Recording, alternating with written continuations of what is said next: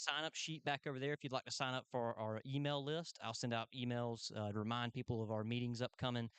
So definitely get signed up on that. We also have a donation basket back there. This church gives us this facility free of charge, and we like to give them a donation to thank them for allowing us to have that facility and have this platform.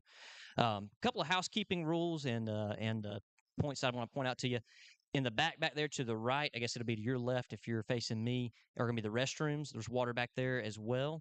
And we really only have one rule for all of our meetings is to be civil. So ask your questions, listen to what the candidate has to say, but be civil and be respectful. Now I'm going to hand it off to our vice chairman, Rick Tate, who's going to do the Republican Creed.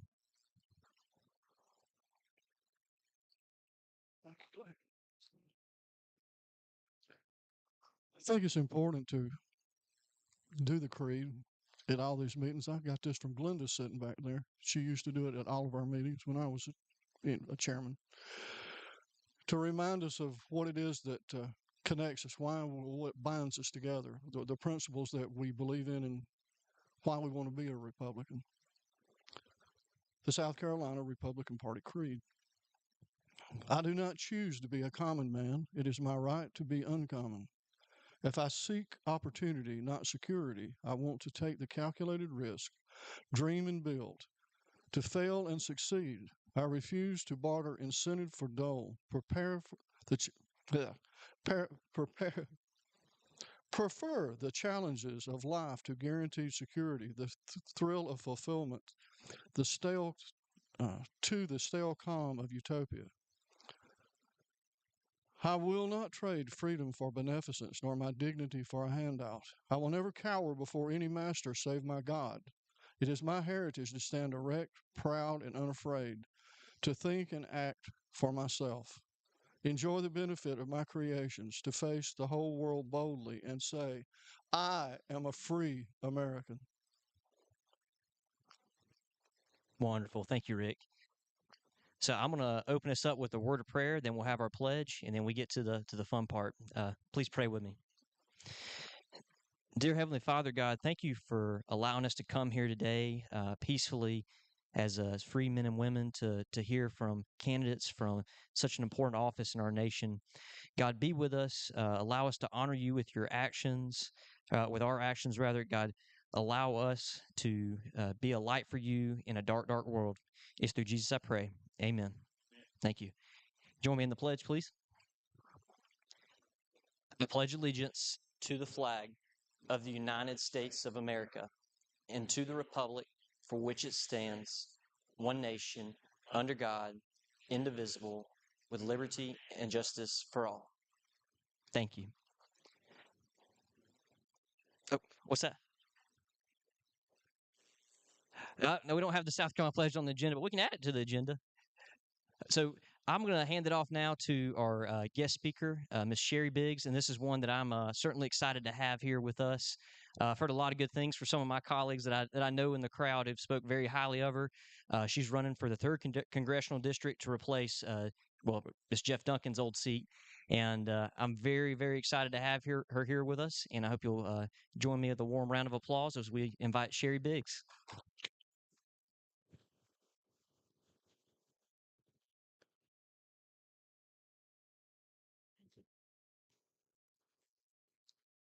So, the number one question I get is, why are you running for Congress? Simply stated, I'm running to heal our nation. We are broken fiscally, mentally, and spiritually. Career politicians have done nothing but make this problem worse. At this difficult time, our country and our district need a strong political outsider to take on this fight, and I definitely think it's one worth fighting for. Before I begin, thank you for allowing me to be here tonight.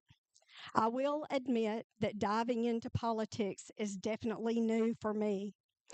But if you know me, you know that I like a challenge, and this one is worth fighting for. We all know the truth. We are at a crossroads in our nation, and America needs help. So my family and I have been praying about what can be done next. And I use the term done next because I have spent my life in service. For over 30 years, I have devoted my professional career to caring for veterans in the long term care setting. I started out as a critical care nurse. I learned trauma and then I transitioned into long term care.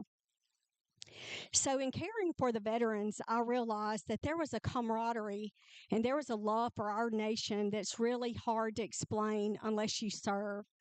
One day I was visiting with a friend of mine. He's actually a general now, but he was there to be my guest speaker for my program.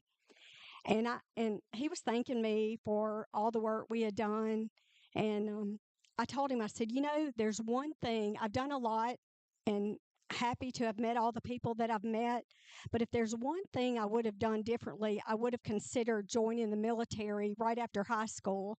My grandfather was a World War II veteran. All my uncles served, and I just missed that piece. I didn't talk to my grandfather. It was a very private thing, and unfortunately, he's passed away now. And I can't. I'm trying to put pieces together and learn as much as I can about his service. And the general looked at me and he said, "Well, Sheri, they have a higher cap for medical people." So now you have to understand, I started out with the State Veterans Affairs Board as a staff nurse. I worked my way up to an assistant director of nursing. Then I became a director of nursing, and I got tired of training my administrators. So I decided to obtain my administrator's license. So I think that's important to share with you because I had different perspectives, and each position allowed me a different view of what was going on in my facility. Not only that, but the healthcare piece I knew, but the administration piece gave me knowledge of the fiscal portion and balancing a budget and working under constraints. I did tell you I was working for the state at that time. And also, all this was going on while I was taking care of the veterans under state, federal, and VA regulations. And it was just a great opportunity, a good learning experience for me that I think will help me when I go to Washington. So moving on along, as soon as the general told me that I would be able um, to join the military at my age, I signed up. I went through MEPS and I went to officer training school at Maxwell Air Force Base. And you have to realize that the candidates were half my age. And I've told this story before because I am pretty proud of it. If you hadn't noticed, the commercials are a little misleading. My legs are pretty short. I wear heels a lot because my legs are short. So I could hear those young girls in our PT test. I could hear them coming up behind me. I was shorter, so I would start in the front. And as I heard them catching up with me, it would just push me to run faster. So that's another reason that I think you should vote for me, is because I don't like to get beat. I'm very competitive, and nobody will work harder than I will. So after finishing up officer training school, I went to Wright Pat Air Force Base and finished my flight training as an aeromedical evacuation nurse. And that was it was a learning experience because we started early in the morning. There was a lot of information to cover, and I kind of feel like this will be a new challenge for me going to Washington. There's a lot of information. There's a lot. It's going to be a great experience, and I'm excited for the opportunity. But the big piece, I think we would all agree, and one of my top priorities is our crisis at the border. I'm concerned for that for multiple reasons. So, the economy is a huge concern. We have families that are struggling to make ends meet, even to supply the basic needs for their families. I was meeting with a friend of mine over in Seneca who has a restaurant, and he told me that he ordered a case of eggs and it was around $50, maybe a little less, a little more. 3 weeks later, he ordered the same case of eggs from the same supplier, and it was 3 times the amount. It was, I think, um, maybe not quite 3 times, but it was like around $120 in 3 weeks. That is astonishing. And for individuals, elderly people who have retired and have set aside a budget for retirement, the sovereignty of our nation is at hand. And I think everybody should speak up no matter what part of school right now. They're brilliant. They study hard. They work hard. He pays his taxes. And I have a hard time understanding the illegal immigrants that are here, that we're putting them up, taking resources that should be going to our veterans or those in need from our own country, and we're taking care of these illegals. It's just mind boggling to me. I don't understand that. So the border crisis is top priority to me and should be for every American.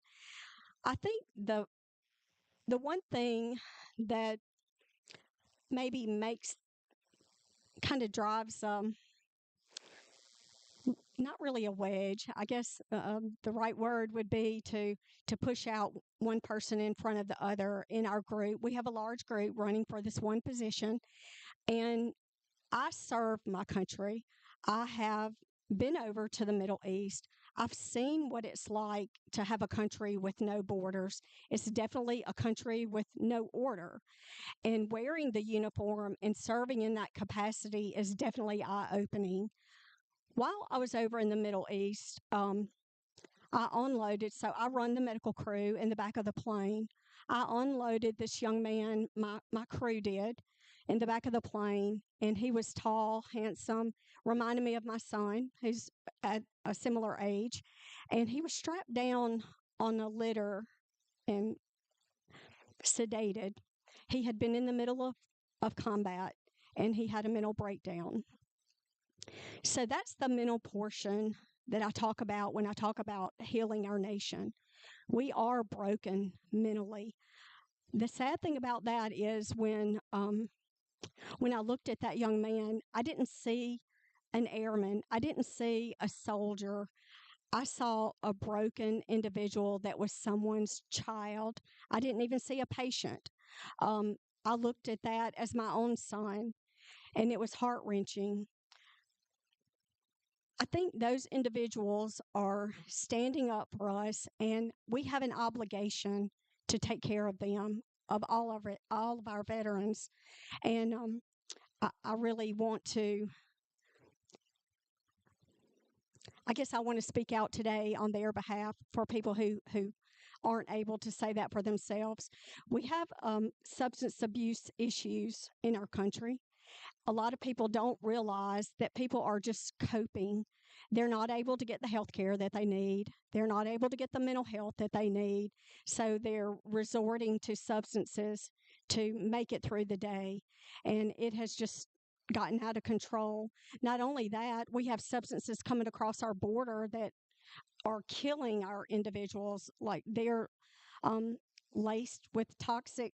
Up just a little bit. This mic. Roger Tasco, sitting on the front row, a longtime friend of the Republican Party. Yeah, I am. What's your position with respect to Trump and the MAGA agenda? So I have openly stated that I support Trump. The main reason that I support Trump is because of the crisis that we have at the border, and I think he is the person to build the wall and to take control of our country. Raise your hand. Happy to come to you. John, if you would introduce yourself. I'm John Fizio. Two questions. Have you ever contributed to James Clyburn's campaign? No, sir. I have never contributed to Clyburn's campaign. My latest contributions have been to my own campaign and to President Trump. Okay.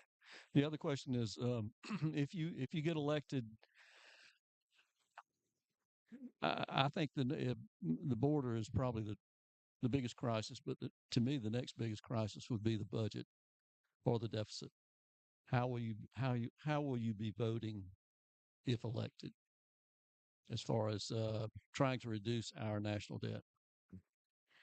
So I think the issue with the budget, we have to have a balanced budget.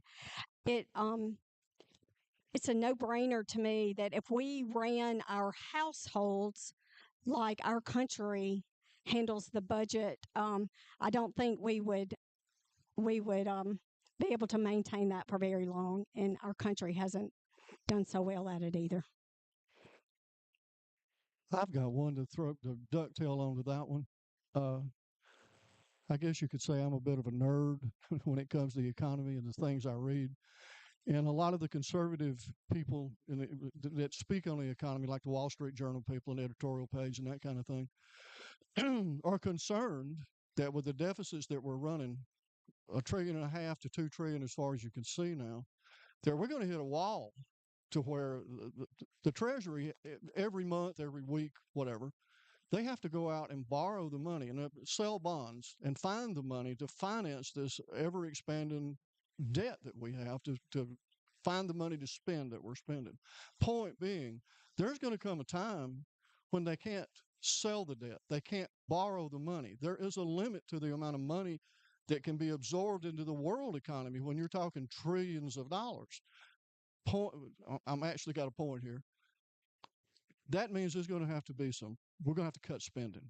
And you're talking $1 trillion a year, $1.5 trillion a year. We're going to have to cut spending. Nobody's been successful at that since Reagan and Newt when he was first running the House. So, to be specific, do you have any ideas on where we need to cut spending? What do we need to do to turn the economy around and kill inflation? And every time you borrow money and dump more money into the economy, you're fueling inflation. So, where do we cut it? What do we do? Well, to begin with, Sorry to be so long. oh no, that's great.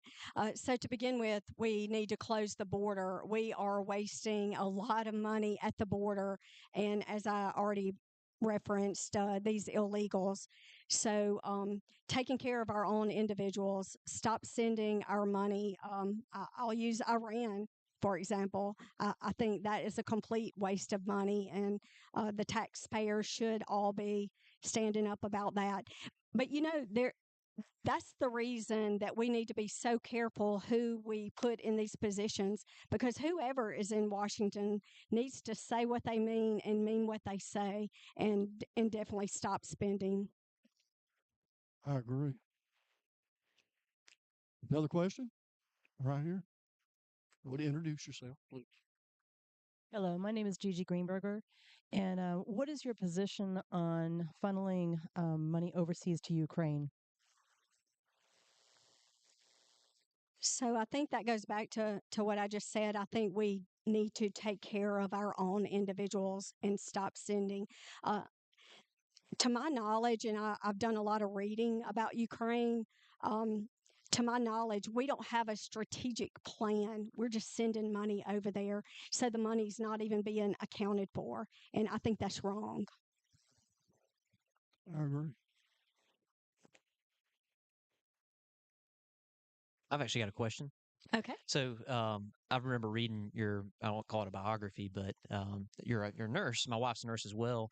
So this is maybe more of a general question. The healthcare system in the United States is in quite a mess. Do you have any ideas of what you could do if elected to assist with improving the healthcare conditions? Just right off the top of my head, things that I feel like are major concerns for the healthcare industry. Again, taking care of the illegals that are coming over, that is a problem. And I think that we have an issue with insurance and pharmaceuticals. So that would be the first place I would start. Anybody else? Uh, There is one other topic that keeps coming up in the Republican Party. How do I say this? Election security, but making sure our elections are run the way they're supposed to be. Making sure that the state legislatures are the ones making the decisions in each individual state on how we elect presidents in those states, that kind of thing. Do you have any ideas on election reform, or how do we make sure that we have elections that we can believe in and trust? Well, that is a problem with people in general. I believe um, in both parties. So my first thought is to make sure that we have proper identification and that you're a legal citizen in this country before you have that right to vote. Well, forgive me for this one, but it's a topic that the Democrats beat us over the head with. So it's going to come up. Where are you at on abortion? Do we need to have a national law? Where should we be at the state? Is it the heartbeat bill? Is that the right thing to do? Is 15 weeks the right thing to do? Should we completely eliminate abortions? Where do you stand on the abortion issue? Yeah, that's an easy question for me. I am pro-life. That means from the beginning to the end. And I'll say that again. I am pro-life.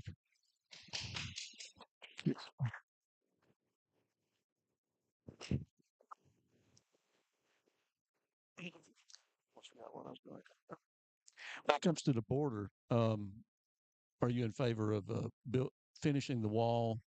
And what would you do about the illegals that are already here? Well, I am for Against felony to hire or to house, rent, sell, house an illegal alien. Make it, and if they, and I wouldn't have a problem if they couldn't get a job and they couldn't find a place to live, to buy them a bus ticket to take them back to the border. Is that too extreme, or do you have a better idea? I mean, it's trying to tell ICE to go round up 20 million people and send them out is a massive job. I think something like that, some version of self-deportation is going to be necessary, but you tell me. right. I definitely think we should catch and deport them. And if that means consequences for people that are aiding them, I would be in support of that. Thank you. Here we go. The anchor babies. My name is Valentine. I didn't hear it. He wanted to know if that included the anchor babies, or do you think we need to do something about the anchor baby laws? I would have to give that a little more thought. I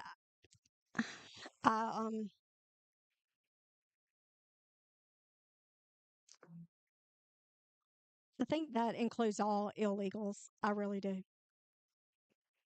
Uh, Anchor babies is something that's come up quite a bit. I mean, it's been the law of the land, a Supreme Court ruling. I looked this up recently. Only reason I know, I'm not a brain. It's been like the turn of the century, the beginning of the 20th century. There was a guy went to the Supreme Court, and they ruled anybody that was born here was a citizen. So anyway, somebody else, please. I've got another one. So Congressman Duncan introduced this bill called the Hearing Protection Act. It's been, I'm going to say, 6, 7 years ago, and essentially deregulated suppressors for firearms. What would your stance be on deregulating that? Because right now, in order to purchase a suppressor for a firearm, you have to pay a $200 tax stamp and send your information into the ATF. Yeah, I haven't read that bill, so I'd rather not. Let me read it before I give you an answer on that. I'm not familiar with it. I've never held a political office, so you have to cut me a little slack on that.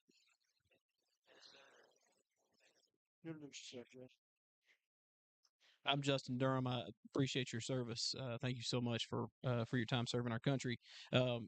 John up here stole my question about the budget. That's the thing that I want to hear people talk about a little bit more. It seemed like it was in the Republican platform pretty heavily throughout the 2012 election cycle, and then it just kind of jumped off the deep end after 2016. But my question is, where do you feel like you could be most effective in Congress from a committee standpoint?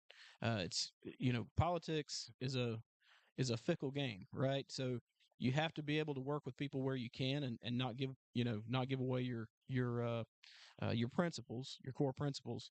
But a lot of times those committee assignments are key to being able to get things for your constituents back here at home, and get some of the greater good done that we're talking about with illegals, the illegal aliens that are running across the border. What are some of those committee assignments that you're most interested in, and where you feel like you'd be able to have the most effect? So, because of my background and my work with the veterans, that's where my heart is. I don't think I mentioned that I work with a nonprofit group out of Anderson County. We see veterans all over the state of South Carolina, though. And it's not just veterans, law enforcement, which I fully support, first responders. So, that have had traumatic, repetitive exposure to events that is really causing them mental health issues. So, because of my work with them and seeing firsthand lack of access to health care that they need or resources, I think that would be a priority. Maybe the Veterans Affairs or anything with the military is of interest to me because I'm very involved. I think healthcare, because my background, I'm a psych mental health practitioner. So when I say healthcare, that encompasses mental health. Many of you may know right now that family practitioners, family physicians are having to address mental health needs. That is an area not really in their expertise, but that they're having to umbrella. Huh, Gilda. Oh, I'll bring it to you. Gilda Hendricks. How many years did you actively serve? So it has been 15. I'm still serving. Right now, I serve in the Air Guard, and my background is in aerovac, as I mentioned, running the medical crew in the back of the plane. But currently, I'm assigned to Joint Force Headquarters, so I'm the deputy A3, which is over operations, and I work as a liaison between the Army and the Air, and report directly to the general. Yes, ma'am. I still serve. You're a lieutenant colonel, correct? I am a lieutenant colonel, and I'm enrolled in Air War College, so I hope to make it to colonel soon. It's kind of on the back burner right now. Politics is kind of getting in the way, but I definitely plan to finish that. I'm Shane McAllister, and I'm retired law enforcement, and the PTSD thing is a big issue for me. I deal with it. I'm open about that, and I have a lot of friends that deal with it as well. Um, but it seems as though the PTSD is given constant when you talk about it. It's always about the military, and there's a stigma in law enforcement that you can't really go get the help you need because if you do, then they're going to deem you unfit for duty or service or whatever with law enforcement. Is that something that could possibly be addressed to where? And I know there's probably something there that covers that, but I know a lot of guys I talk to still feel like they cannot go in, and I've lost a couple of friends to it that have taken their own lives because of having PTSD issues and what they've dealt with, and not being able to really reach out and say, hey, I need some help without consequences coming back. I think that is a genuine concern. I work with a lot of sheriff's departments. Actually, I had a gentleman that came all the way from Georgia to see me um, because he didn't want it on his record. And a lot of times I don't prescribe medications. So it's more as a counseling for them. And I have a background I have a Christian counseling degree from Carolina Bible College. So I use a lot of scripture, and it seems to help just for them to have someone to talk to and to be able to vent. First responders are another group of people that we take for granted. Those men and women work on an ambulance. They may go to wreck after wreck and see some of the worst scenes that you can imagine, and we just take it for granted that they can move on and get past that. So definitely, I think the awareness for suicide prevention. I've done some work with Dr. Lou Kuhn, who is out of Georgia, but he travels all over South Carolina and helps individuals. He goes to schools and talks to a lot of the young men and women about the reality of it. And if you are having those thoughts, who to contact, how to get in touch with someone. So I think people are talking about it more and there is less stigma, but we have a long way to go. I've got one for you. I served as a recruiter for the Air National Guard in Oklahoma for 8 years. And before that, 6 years in the U.S. Navy. Regarding the Veterans Administration and the healthcare system, and what would you like to most see improvement in, and how would you accomplish that? I think the problem today is getting services as quickly as individuals need them. There is a huge delay, and it causes frustration for the veteran. And I think probably what I would like to see happen is someone to come in, review their processes, and maybe expedite things, whether that would entail more staff or just a different means of the way they handle their programs.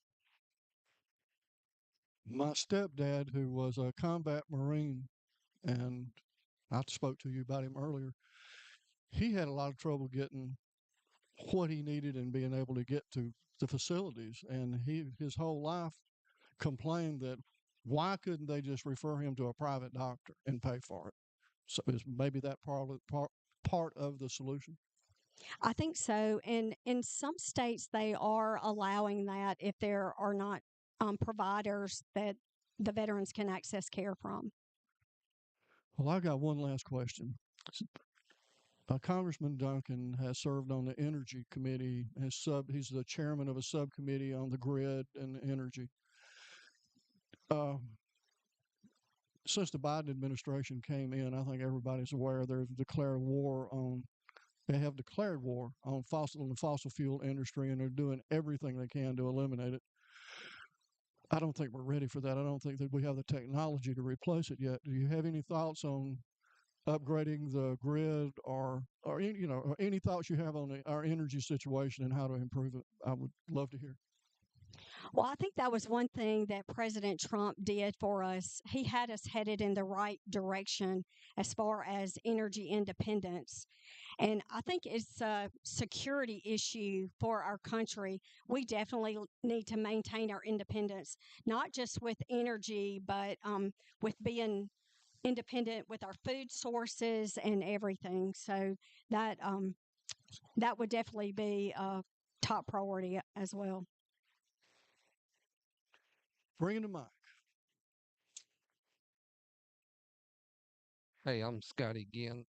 My question is, if we can take and send money to foreign countries, why can't we take money and build facilities for our veterans, plus maybe have a debriefing type facility also when they come back from war? I think that would be a great idea. There are different programs when individuals return, like the yellow ribbon when they return from combat. However, sometimes there's not available funding to meet the needs of the veterans to go through those programs along with their families. But if you notice, a lot of our veterans are being pushed out by the illegal immigrants. So we have some resources that we could fix a lot of these problems today.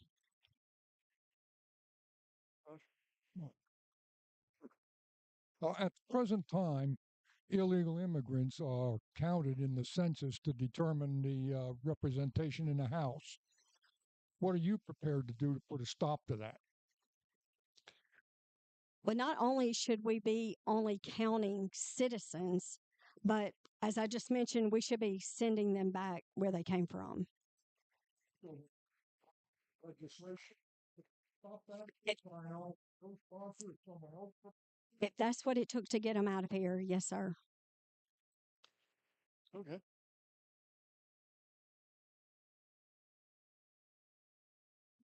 You spoke about being independent with our food sources as well.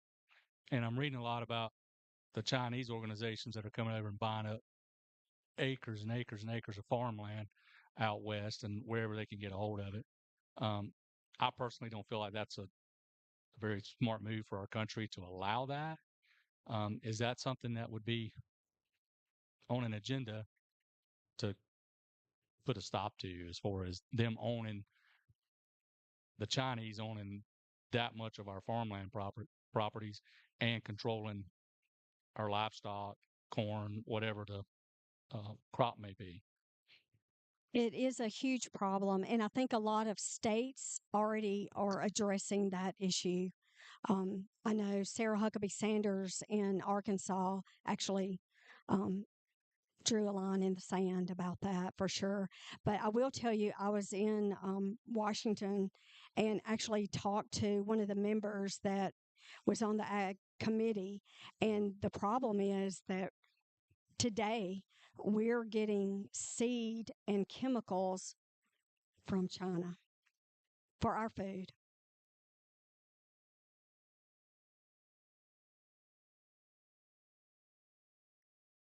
Oh, you do? Where? Okay. Sorry, I missed your hand. Have you heard about the government wanting to buy cattle from Mexico instead of helping our farmers enhance their farms and have a better beef product? I know I'm not familiar with that exactly, but I do know they were trying to limit the amount of cattle that we have here depending on the acreage size. But I'm not, I'm just familiar with it. I'm not educated enough on that topic to discuss it. Uh, oh, yes, I'd be interested in that for sure. I can answer part of that. I'm a member of the Pickens County Cattlemen's Association, and there's also a national organization called the uh, National Cattlemen's Beef Association. And they are very active in everything going on within the beef industry, including what you just mentioned. And they have people in Washington all the time fighting all of that. And they've been very successful so far. So, as far as importing beef, it's happening, but there are several countries in South America and Central America that have been banned for more than 20 years because of animal health issues. So it is something that probably should be in the legislature, but the the job that they are doing and working with the people in Washington are making it happen. So it's there was something that came up recently, and they jumped on it instantly. So at this point in time, there really isn't anything new or questionable. So I'm sure that there are many other issues that I'll tackle once I get to Congress. But I hope tonight that I've given you an opportunity to learn a little bit about me, and I hope I properly introduce myself to you. But if I'll stay as long as I need to. If you have questions for me or want to talk to me one on one, I'm happy that you're here tonight, and thank you for this opportunity.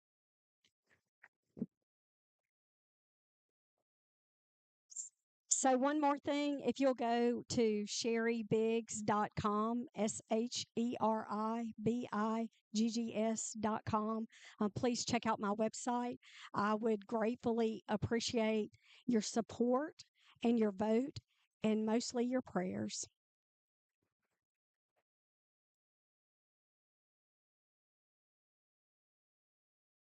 Let's give Sherry another round of applause.